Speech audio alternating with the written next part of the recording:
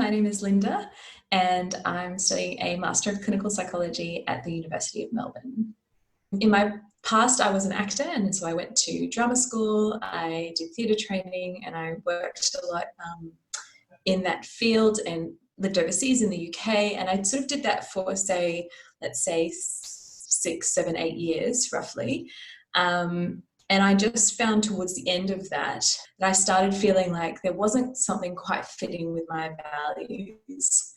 So I thought, okay, what do I do that is more kind of other focused, or like what can I do in that sense?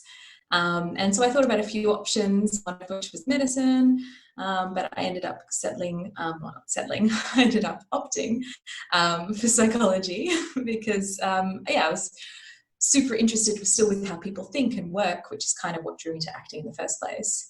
And it seems like an area that is growing in need. I mean, it was definitely the right decision. And like it is a really intense degree, but it's a really fascinating degree as well. And we're working with clients, learning how to be psychologists, and that is it is so challenging in so many ways, but also so exciting and rewarding in so many ways.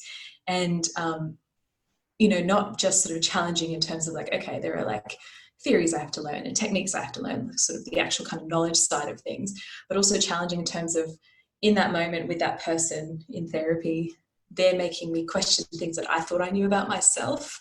And then so having to sort of take that outside of the therapy room and be like, okay, so what does that how does that sit with me? What does that mean? I think, what are my assumptions and biases and all those sorts of things that really make it a full kind of changing experience overall, not just in terms of this is the career I'm taking. It's really making me reflect on me as a human, which I know sounds very grand, but it kind of is.